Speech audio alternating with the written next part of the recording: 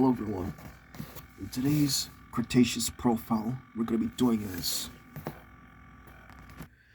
Sauroposeidon is a genus of sauropod dinosaur known from several incomplete specimens, including bone bed and fossilized trackways that have been found in the U.S. states of Oklahoma, Wyoming, and Texas.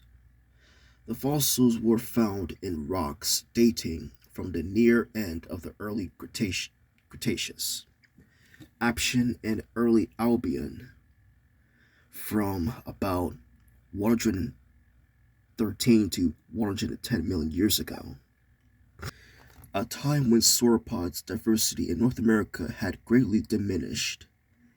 It was the last known North American sauropod prior to an absence of the group on the continent. Or, to be more specific, sauropod hiatus of roughly 40 million years that ended with the appearance of Allosaurus during the Maastrichtian. The first fossils classified as Sauroposeidon were four neck vertebrae discovered in a Rayol, Oklahoma, not far from the Texas border in the claystone outcrop that dates the fossils to 110 million years ago. This falls within the early Cretaceous period, specifically between the Aptian and Albian epochs. These vertebrae were discovered in May of 1994 at the Antlers Formation in Okta County, Oklahoma by dog trainer Bobby Cross and secured by Dr. Richard Seefele and a team from Oklahoma Museum of Natural History in May 1994 and August 1994. Initially, the fossils were believed to be simply too large to be the remains of an animal, and due to this state of preservation, believed to be tree trunks. In fact, they are the longest such bones known from dinosaurs. Thus, the vertebrae were stored until 1999, when Dr. Richard gave them to graduate student Matt Waddell to analyze as part of the project. Upon their realization of the find's significance, they issued a press release in October of 1999, followed by official publication of their findings in the Journal of Vertebrate Paleontology in March in the year 2000. The new species was named S. partilis, and the holotype is OMNH 53062. It garnered immediate media attention, leading to some sources calling it inaccurately the largest dinosaur ever. Now, Sauroposeidon's status as the last and most specialized giant sauropod known in North America during the early Cretaceous in 2012. Numerous other sauropod remains that had been known for decades under various different names were also classified as the Sauroposeidon. Sauropod bones and trackways had long been known from the Paluxy River area of Texas, usually referred to the genus Prolocelus, including partial skeletons, partly from the Glen Rose Formation above Twin Mountains Formation in the mid 1980s. Students from the University of Texas at Austin discovered a bone bed on a ranch in Hood County, but early work stopped in 1987. The quarry was reopened in 1993 and was subsequently worked by parties from Southern Methodist University, the Fort Worth Museum of Science and History, and Tarleton State University. All sauropod remains from this bone bed appears to come from the same genus of sauropods. Petrified logs are also known from the site. The site was fluvial when its rocks were being deposited, with channel sands and mud and concentration on calitrate cemented sandstone containing fossils following excavations and preparations of the majority of the fossils from the site. Its sauropod species was given the name Plexisaurus johnsoni. The name Plexisaurus was based on the specimen FWMSH 93B-10-18, a partial skull, including an associated left maxilla nasal and teeth. Other bones from the quarry included partial neck of 7 vertebrae, 13 vertebrae from the back, and 30 from the tail, and examples of all limb and girdle bones, except some hand and foot bones. It was distinguished from all other sauropods by vertebral details and has various morphological differences in the other bones. Compared to other sauropods of the early Cretaceous of North America, the genus was limited to the bone bed remains. For example, the partial skeleton from Wise County, known as Polyculus sp. SUSMU 61732, is not referred to as Plexisaurus. Instead, the specimen is the holotype of Astroplacodia slaughteri in 2012, another simple spodolan sauropod. There are differences in the remains of PSP and Plexisaurus, but they cannot be distinguished with confidence. A 2012 reanalysis of these specimens in light of additional Sauroposeidon remains led paleontologist D. Emick and Foreman to conclude that Plexisaurus was the same animal as Sauroposeidon, and thus is now a junior synonym.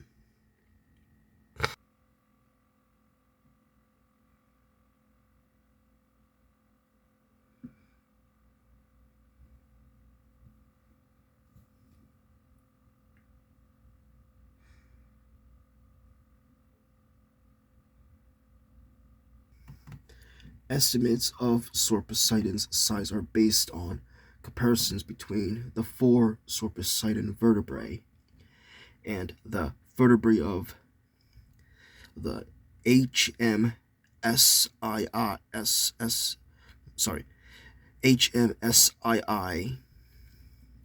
specimen of Giraffatitan, located in Berlin's National History Museum.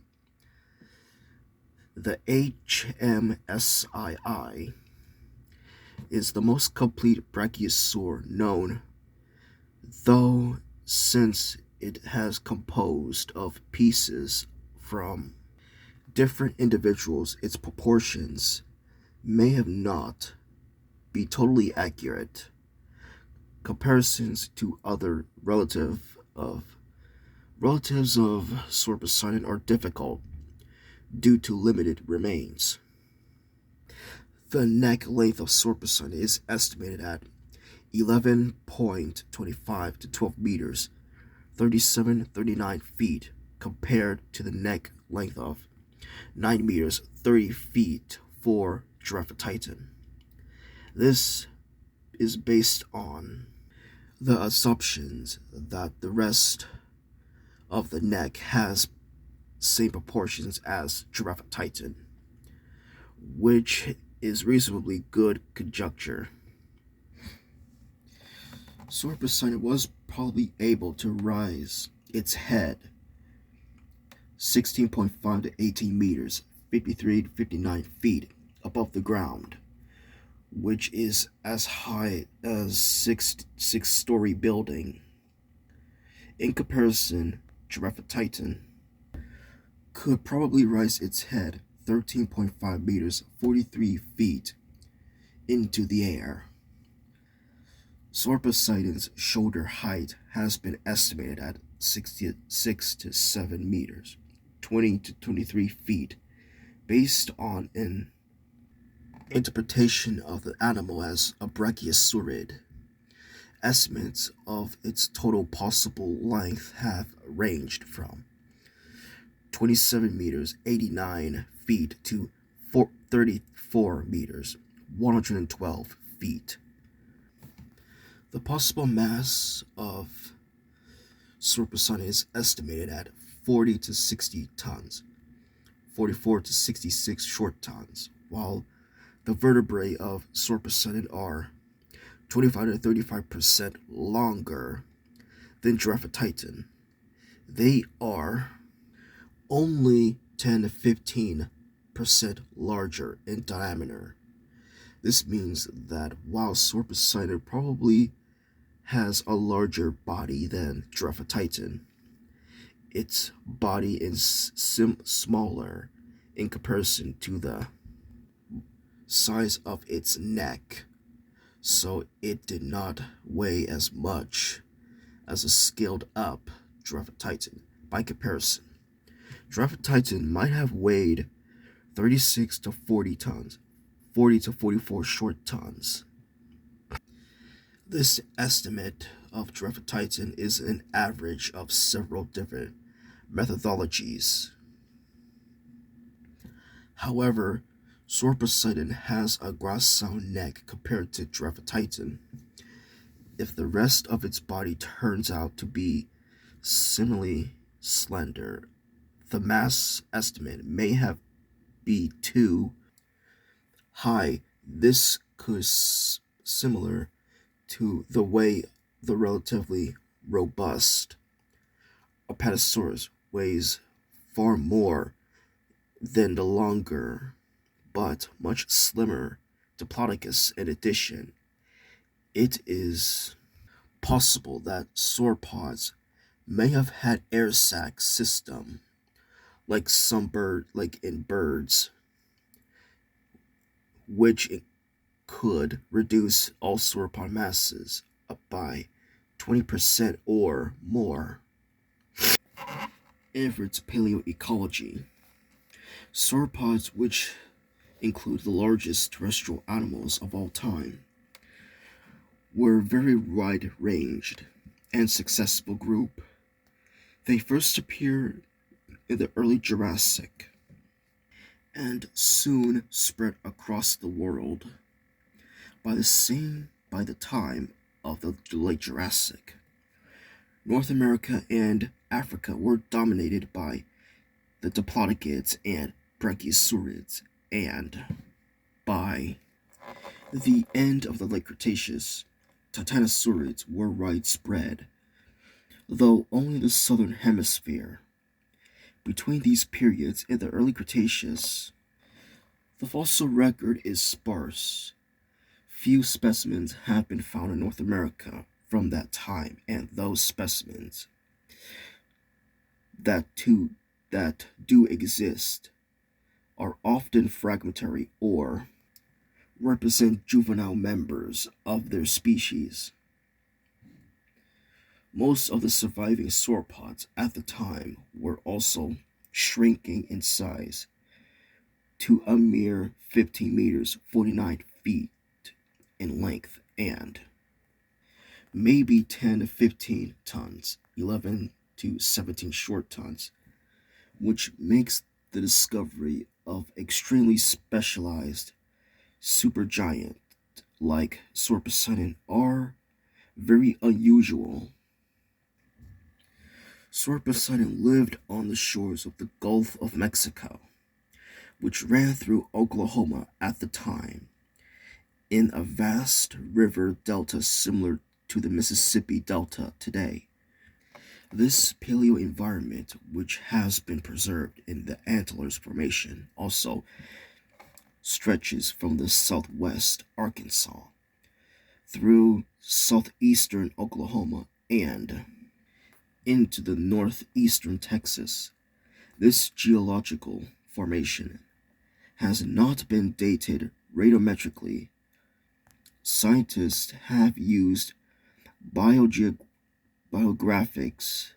data and the fact that it shares several of the time genera as the Trinity group of Texas to summarize that this formation has laid down during the Aptian and Albian stage of the early Cretaceous period, approximately 110 million years ago.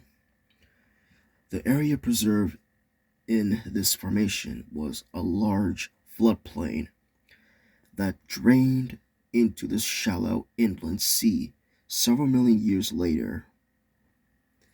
This sea would expand to the north, becoming the Western Interior Sea Ray, and divided North America in two for nearly entire late Cretaceous period. The paleo environment of Sauroposeidon consisted of tropical or subtropical forests, river deltas, coastal swamps, bayous, and lagoons, probably similar to that of modern-day Louisiana. There were few predators which could attempt to attack a fully grown Sauroposeidon, but juveniles were likely to be preyed upon by comparably Acrocanthosaurus, a carnosaur slightly smaller than T-Rex, which likely were the apex predators in this region, and the small dromaeosaur Deinonychus. Sauroposeidon also shared its paleo environment with other dinosaurs like Astrodon and the most common dinosaur in this region, ornithopods like Tenontosaurus, other animals, amphibians, reptiles, cartilaginous fish, ray-finned fish, crocodilians, and possible indeterminate bird remains from the Antlers Formation, and even early mammals.